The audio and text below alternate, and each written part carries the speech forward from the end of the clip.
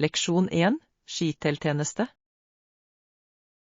Jeg har nettopp hørt at hotellet tilbyr en skiteltjeneste til kjøpesenteret, noe som er ganske praktisk. Det høres fantastisk ut. Hvor ofte går den? Den går annenhver time, så vi trenger ikke bekymre oss for å finne en taxi. Perfekt. Det gir oss god tid til å utforske forskjellige butikker. Ja, og vi kan til og med ta litt lunsj mens vi er der. Det høres ut som en flott plan. Jeg elsker å shoppe og prøve nye restauranter. Jeg også. Jeg er spent på å se hva slags butikker de har på kjøpesenteret. Jeg håper de har noen unike butikker. Det er alltid gøy å finne noe spesielt. Definitivt. I tillegg kan vi ta oss god tid, og vite at skitelbussen vil være der når vi trenger den. Leksjon 2, tiden går. Har du lagt merke til hvor fort ukene blir til måneder? Ja, det er forbløffende. Det ene øyeblikket føles det som om vi nettopp har startet året, og i neste øyeblikk er det nesten over. Jeg vet. Tiden går ganske fort, spesielt når du er opptatt med jobb og liv. Det får deg virkelig til å sette mer pris på de små øyeblikkene, ikke sant? Absolutt. Jeg prøver å minne meg selv på å nyte hver dag i stedet for å bare skynde meg gjennom. Det er en flott holdning. Noen ganger glemmer jeg å sette ned farten og nyte reisen. Det er enkelt å gjøre, spesielt når livet blir hektisk. Ekte. Men når vi ser tilbake, er de små øyeblikkene det vi setter mest pris på. Nøyaktig. Så la oss sørge for å skape noen fantastiske minner i år. Leksjon 3, attraksjoner du må se. Hvis du planlegger en reise til Frankrike, må du absolutt besøke Eiffeltårnet. Og, jeg har alltid hatt lyst til å se den. Hva er så spesielt med det? Vel, det er ikke bare ikonisk, utsikten fra toppen er fantastisk. Det høres utrolig ut. Jeg kan bare forestille meg hvor vakkert det må være. Det er det. I tillegg er de omkringliggende hagene perfekte for en rolig spasertur. Det høres deilig ut. Er det noen andre attraksjoner du anbefaler? Definitivt. Louvre er også et must-see, spesielt hvis du elsker kunst. Jeg elsker kunst. Jeg vil gjerne se Mona Lisa personlig. Du vil bli overrasket over hvor liten den er i forhold til hypen. Leksjon 4, pull-up-mål. Jeg har tenkt på hvordan jeg vil forbedre styrken min i det siste. Det er flott. Hvilke konkrete mål har du i tankene? Jeg har veldig lyst til å kunne gjøre flere pull-ups. Det har vært en utfordring for meg. Pull-ups er tøffe, men å sette et mål er det første skrittet. Nøyaktig. Jeg har startet en treningsrutine for å hjelpe til med å styrke overkroppen min. Det er et smart trekk. Konsistens er nøkkelen når det gjelder styrketrening. Jeg er enig. Jeg har også sett på opplæringsvideoer for bedre teknikker. Det er en god idé. Å lære riktig form kan gjøre en stor forskjell. Sikkert. Jeg er spent på å se fremgangen min i løpet av de neste månedene. Leksjon 5. Berikende tradisjoner. Har du noen gang opplevd en kulturell tradisjon som virkelig falt i smak hos deg? Ja, jeg deltok på lokal festival en gang, og det var virkelig berikende. Det høres fantastisk ut. Hva gjorde det så spesielt? Det var måten alle kom sammen for å feire arven sin. Jeg elsker den følelsen av fellesskap. Deltok du på noen aktiviteter? Ja, jeg prøvde tradisjonell mat og ble til og med på noen danser. Det må ha vært så gøy. Jeg vil gjerne oppleve noe sånt. Det burde du. Det gir deg en dypere forståelse for kulturen. Jeg tror det. Tradisjoner bærer ofte med seg slike meningsfulle historier. Leksjon 6. Potetrikt eventyr. Jeg gleder meg til friluftseventyret vårt denne helgen. Det høres fantastisk ut. Vi kan bruke den potetriktet her, ikke sant? Ja, den er perfekt. Den er designet for alle typer terreng. Kjempebra. Jeg elsker å være utendørs og utforske nye stier. Jeg også. Alt er klart for eventyret vårt, og været ser bra ut. Det er fantastisk. Jeg har pakket litt snacks og drikke til oss. Flott tankegang. En liten piknik vil gjøre det enda morsommere. Nøyaktig. Det blir en morsom dag fylt med natur og god mat. Jeg gleder meg veldig.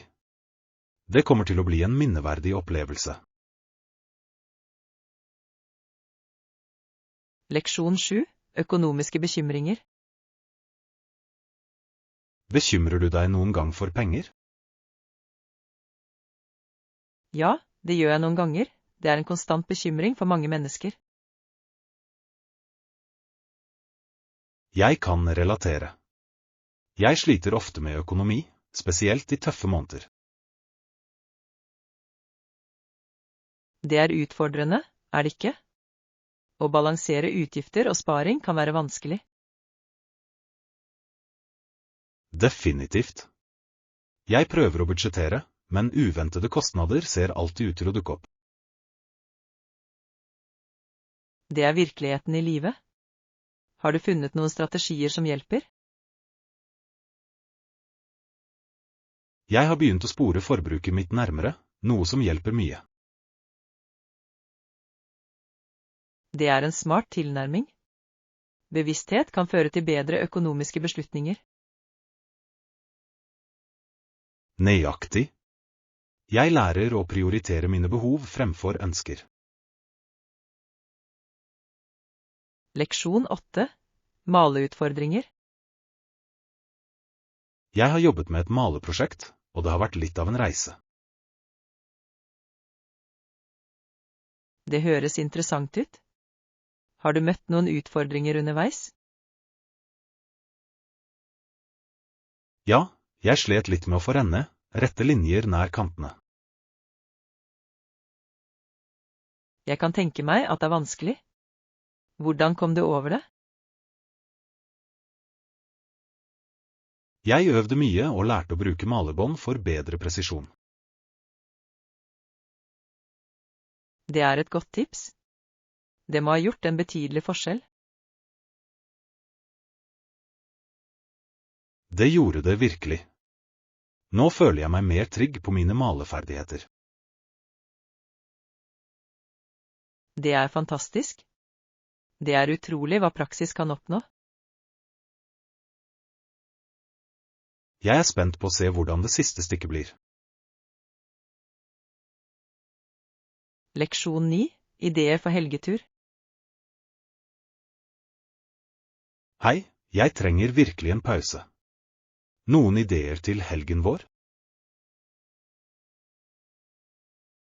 Hva med en tur til fjells? Den friske luften ville være forfriskende. Det høres perfekt ut. Jeg kunne bruke litt tid i naturen til å lade opp. Absolutt. Vi kan vandre, utforske og nyte vakker natur. Jeg elsker den ideen. I tillegg kan vi slappe av ved en innsjø eller ha et bål. Ja, det ville være en fin måte å slappe av og få kontakt med naturen. Jeg er allerede spent. La oss begynne å planlegge reiseruten vår.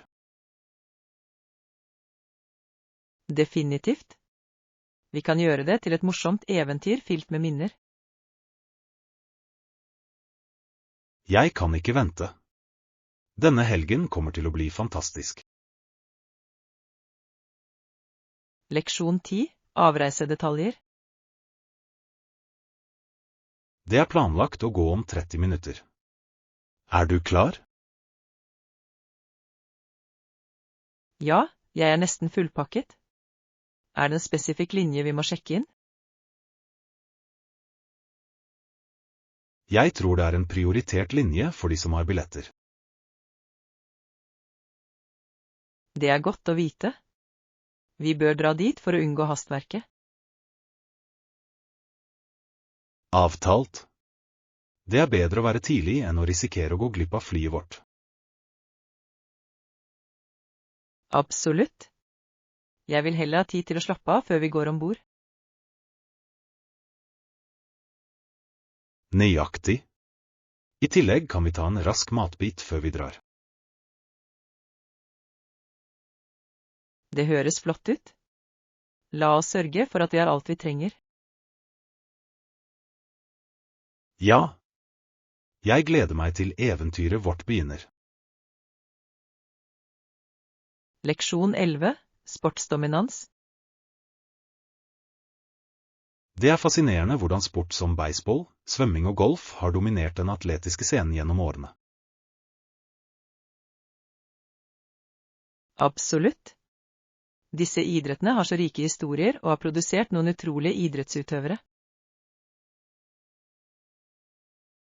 Interessant nok ville Dietrichson alltid finne måte å utmerke seg i disse idrettene, og vise frem sitt bemerkelsesverdige talent.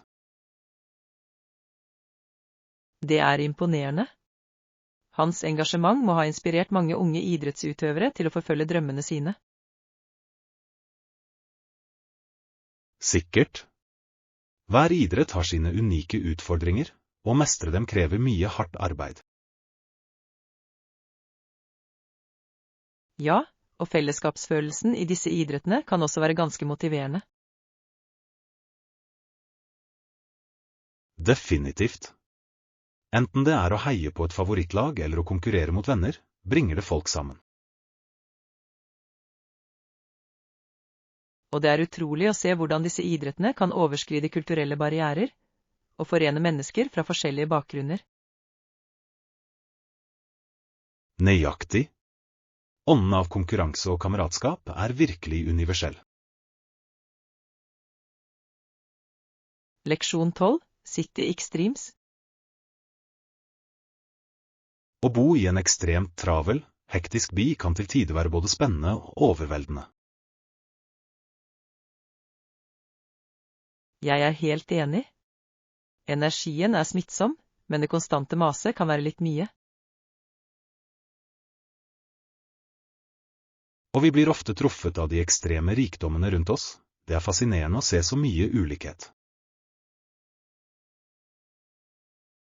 Ja, det er øyeåpne å se kontrasten mellom luksus og kamp i urbane omgivelser. Det får deg virkelig til å tenke på hva suksess betyr og hvordan det varierer for forskjellige mennesker. Absolutt.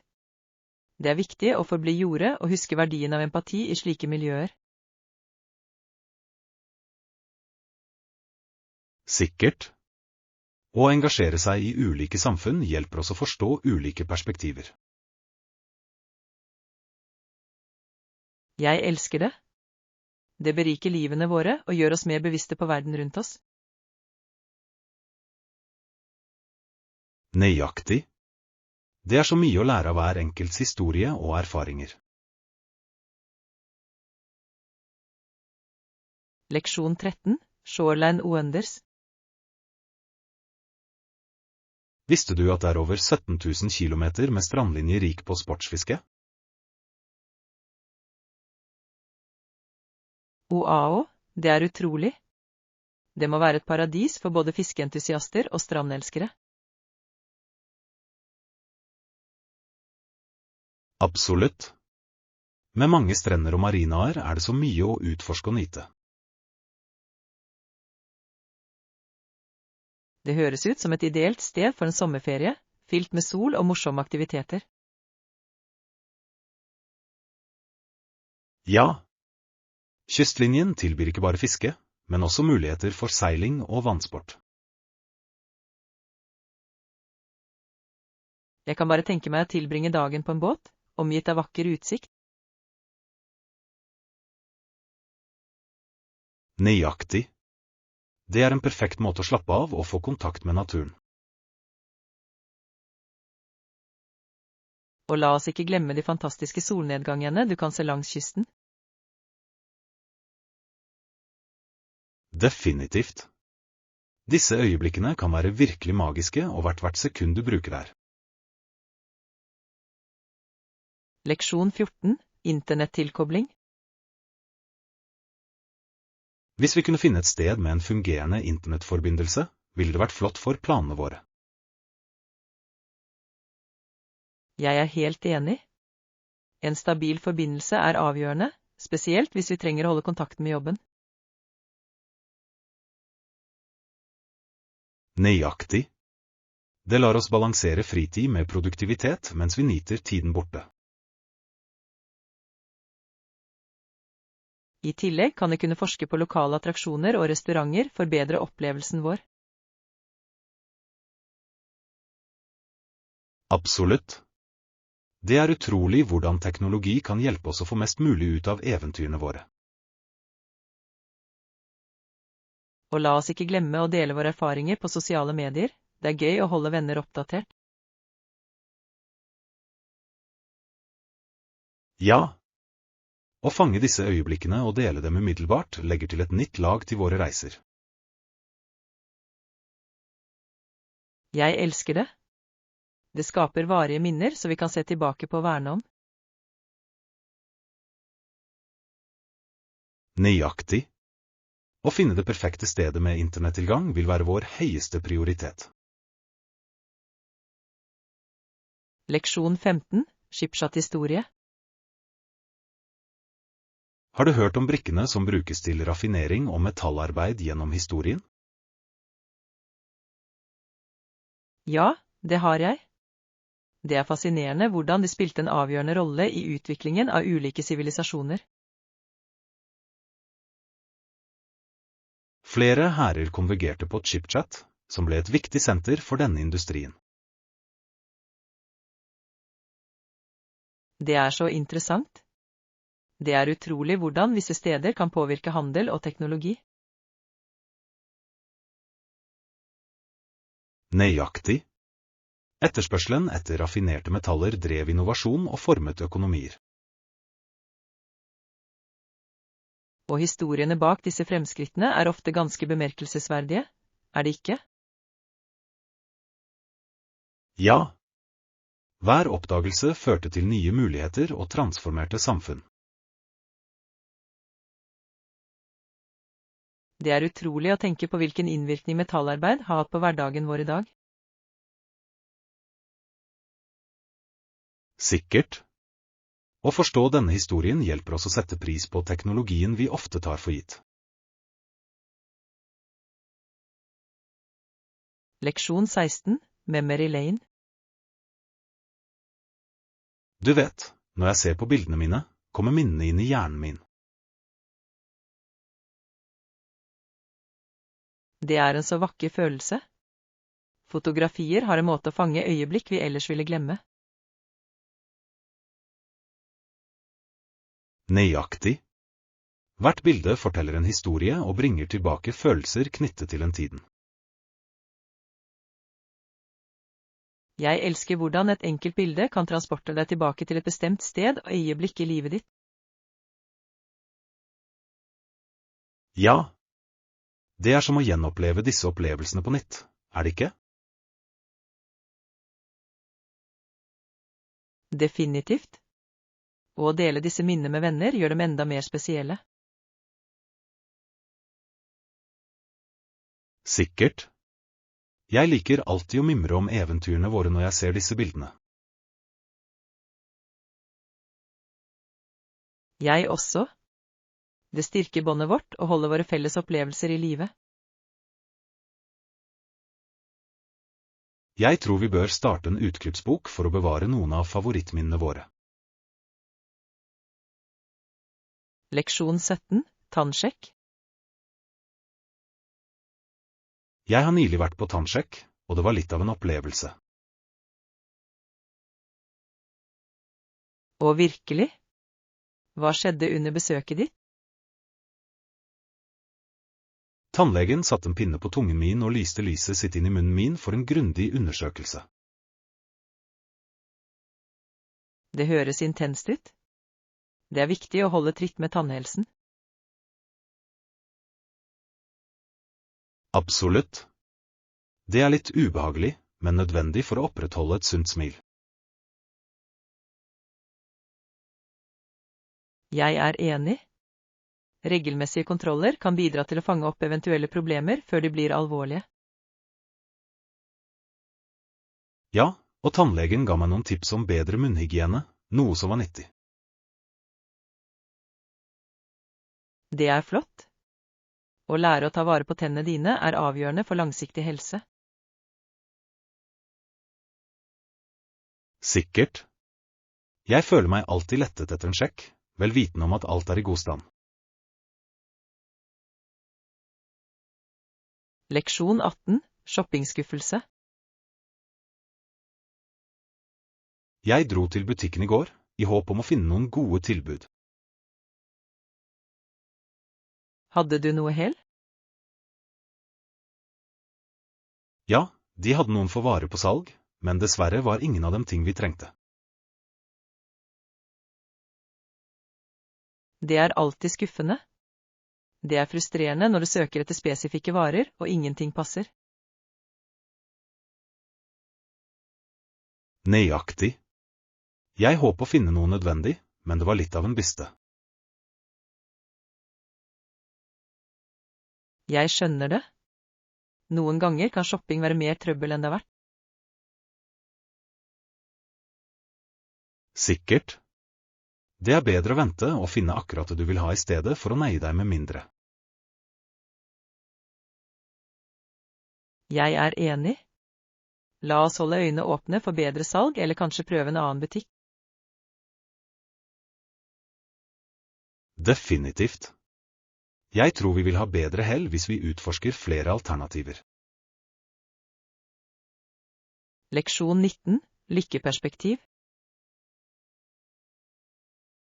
Du vet, noen ganger tar jeg meg selv med en rynke i ansiktet, og jeg lurer på hvorfor. Det er interessant. Det er viktig å reflektere over følelsene våre.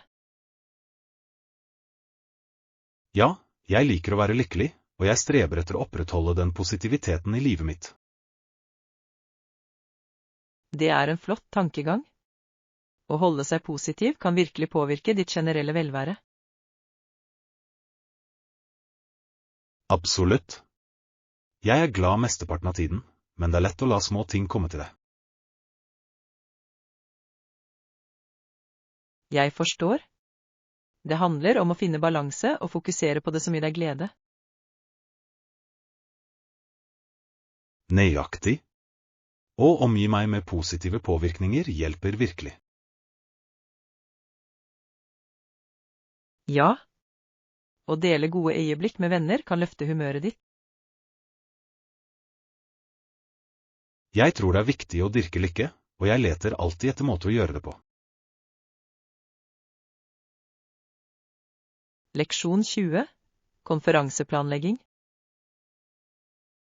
Høres bra ut. Jeg tror det er viktig for oss å ha et produktivt møte i ettermiddag. Absolutt. Jeg bestiller et konferanserom for oss slik at vi kan diskutere alt i detalj. Flott idé. Å ha en dedisert plass vil hjelpe oss med å fokusere på agendaen vår.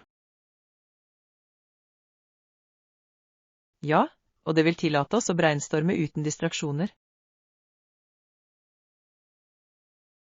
Jeg er enig. Det er viktig å skape et miljø som fremmer kreativitet og samarbeid.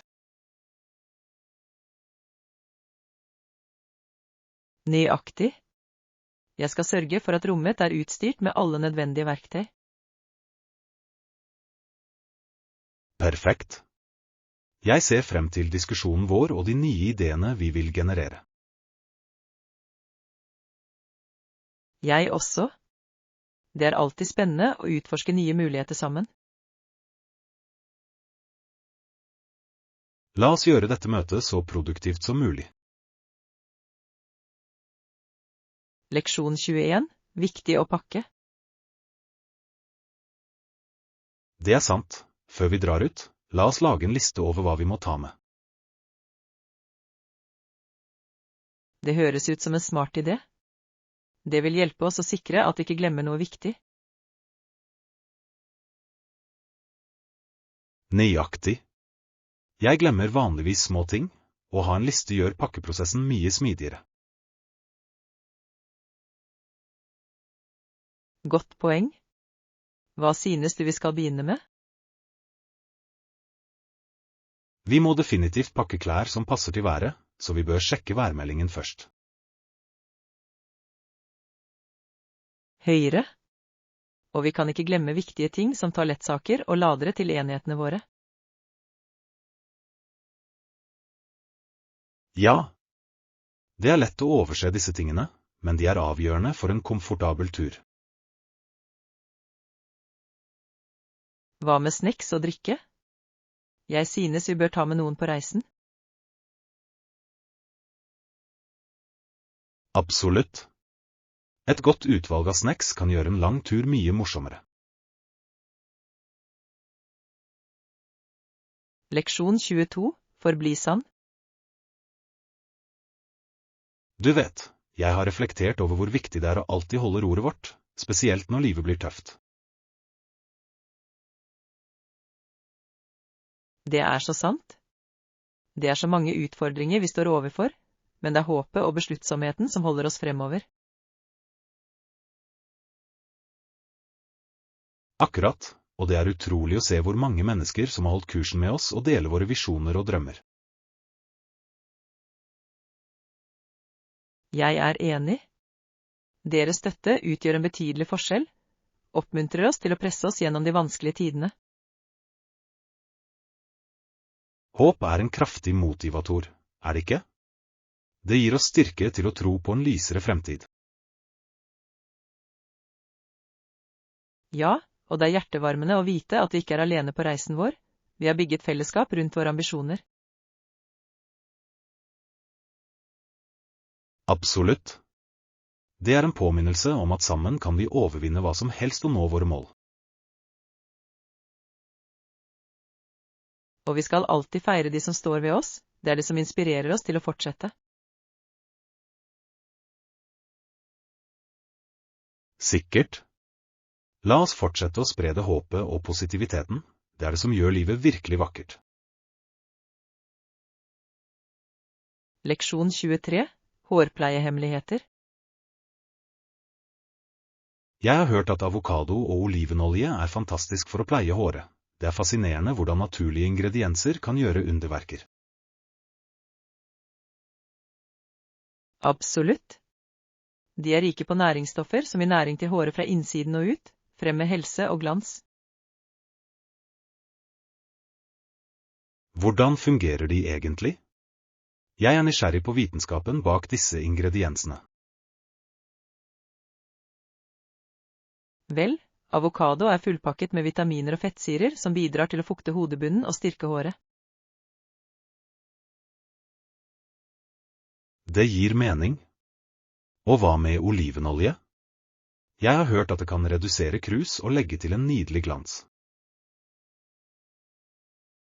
Ja, olivenolje skaper en beskyttende barriere, låser inn fuktighet og holder håret hydrert. Det er utrolig hvordan noe så enkelt kan ha en så dyp effekt på hårhelsen vår. Definitivt.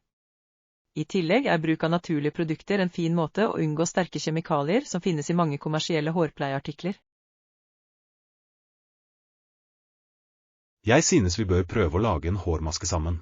Det kan være en morsom og nyttig aktivitet.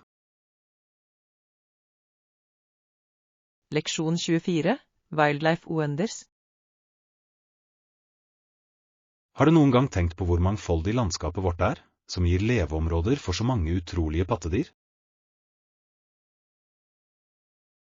Absolutt. Det er utrolig å tenke på dyreliv som elg, storhornsø og til og med grizzlybjørner som trives i sine naturlige omgivelser. Og la oss ikke glemme Karibo. De er slike majestetiske skapninger som streifer over store avstander. Ja, de legemliggjør villmarkens ånd, å se dem i deres naturlige habitat er en fantastisk opplevelse. Jeg elsker hvordan hver art spiller en unik rolle i økosystemet, og skaper en balanse som støtter livet. Nøyaktig. Å beskytte disse habitatene er avgjørende for å opprettholde biologisk mangfold og sikre at fremtidige generasjoner også kan nyte dem. Det er opp til oss å være forvaltere av miljøet og gå inn for bevaringsarbeid. Jeg kunne ikke vært mer enig. Hver handling teller, og selv små endringer i hverdagen vår kan ha en betydelig innvirkning. Sammen kan vi øke bevisstheten og inspirere andre til å sette pris på å beskytte vårt vakre dyreliv. Leksjon 25. Mote Essentials. Du vet, jeg kunne virkelig brukt et nytt belte og en lommebok. Mine nåværende ser ganske utslitt ut. Det er en god idé. Et stilig belte kan virkelig heve et antrekk, og en pen lommebok er alltid en praktisk investering. Har du noen preferanser eller stiler i tankene som du tror vil passe meg? Jeg tror et klassisk skinnbelte ville være tidløst, og det passer fint til nesten alt. Det er sant.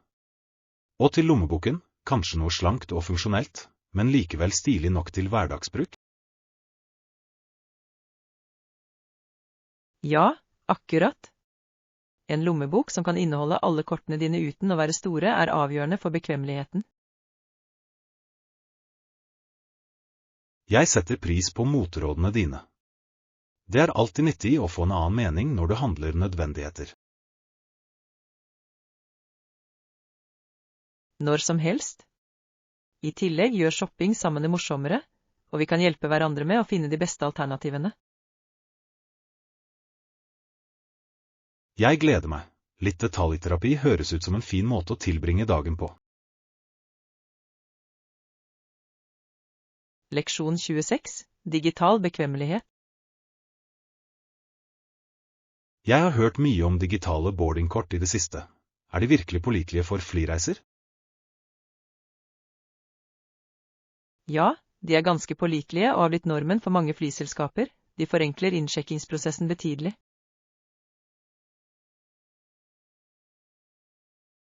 Det er flott. Det er så praktisk å ha alt på telefonen i stedet for å tukle med papirbilletter.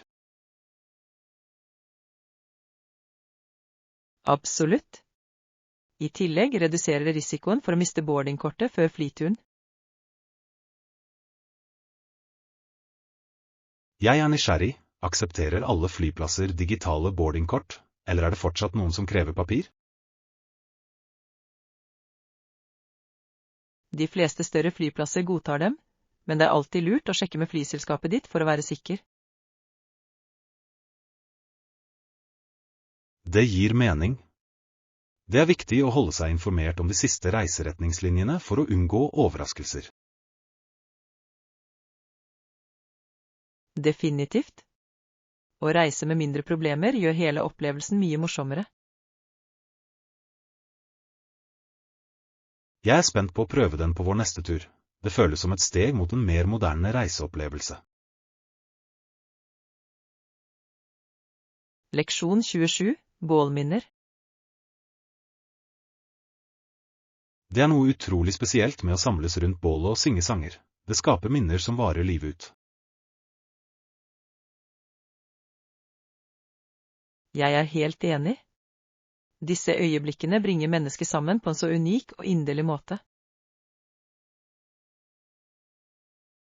Bare tenk på varmen fra bålet, lyden av latter og melodiene som fyller nattluften. Det er magisk. Hver sang forteller en historie, og det føles som om vi deler en del av hjertet vårt med hverandre. Nøyaktig. Og de delte opplevelsene fører ofte til dypere forbindelser og vennskap. Ja, det gjør de. Det er en påminnelse om de enkle gledene i livet som vi ofte tar for gitt. Jeg tror vi bør planlegge en campingtur snart. Det ville være den perfekte muligheten til å skape flere av disse minnene.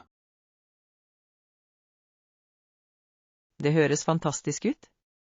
Jeg kan allerede forestille meg at de sitter ved bålet, synger favorittlåtene våre, nyter hverandres selskap. La oss få det til. Jeg kan ikke vente på de uforglemmelige øyeblikkene sammen. Leksjon 28. Vegetariske alternativer. Jeg oppdaget nylig et sted som tilbyr vegetariske alternativer, og det er en lettelse å finne gode valg. Det er fantastisk. Det er viktig for restauranter å imøtekomme ulike kostholdspreferanser, slik at alle føler seg inkludert. Absolutt. Jeg ble positivt overrasket over variasjonen de hadde. Det var ikke bare salater, men faktiske solide måltider. Det er flott å høre. Når restauranter tilbyr kreative vegetarretter, kan det virkelig endre matopplevelsen. Jeg lurte på, hvor kan jeg finne flere slike steder? Jeg vil utforske forskjellige retter. Du kan sjekke lokale matblogger eller apper som spesialiserer seg på vegetariske og veganske spisesteder. Det er en smart idé. Jeg elsker å oppdage nye steder og prøve forskjellige retter. Jeg også. La oss gjøre det til et mål å besøke en ny restaurant hver uke. Det kan være vårt lille eventyr. Jeg er med. Å utforske mat sammen høres ut som en morsom måte å utvide vår kulinariske horisont. Leksjon 29. Olympisk arv. Det har vært mye diskusjon om OL og hvordan ting har endret seg de siste 10 årene. Ja, det er interessant å reflektere over den opprinnelige visjonen til bevegelsen om den fortsatt opprettholdes i dag. Jeg lurer på om Den internasjonale olympiske komité virkelig følger grunnleggerens plan, eller om den har forvillet seg fra sine røtter. Det er et gyldig poeng. Ånden til OL var ment å fremme enhet og sportsånd blant nasjoner.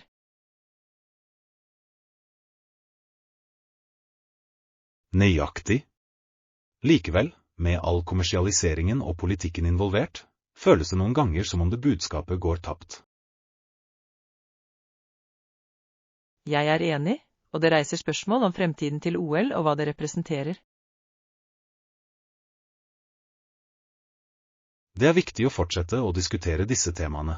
De former hvordan vi ser på internasjonal idrett og samarbeid. Ja, og kanskje ved å dele tankene våre, kan vi inspirere andre til å delta i denne viktige samtalen. La oss fortsette å utforske disse ideene. Det er fascinerende å se hvordan historien påvirker nåtiden. Leksjon 30. Historiske tragedier. Har du hørt om den tragiske skjebnen til hele kongefamilien under den bolsjevikiske revolusjon? Ja, den nyheten var for grusom for mange til å forstå. Det endret historiens gang dramatisk. Det er vanskelig å tro at en så mektig familie kunne falle så raskt. Absolutt. Historien deres tjener som en sterk påminnelse om maktens skjørhet og virkningen av politisk uro. Jeg lurer ofte på hvor annerledes verden ville vært i dag hvis ting hadde blitt annerledes for dem. Det er et tankevekkende spørsmål. Historien er fylt med øyeblikk som kunne tatt helt andre veier. Og det er viktig å huske disse hendelsene, ettersom de former vår forståelse av samfunnet og styresett. Ja, å engasjere oss i historien hjelper oss å lære verdifulle leksjoner som fortsatt er relevante i dag. La oss fortsette å diskutere disse temaene. De utdyper vår forståelse for kompleksiteten i menneskelige erfaringer.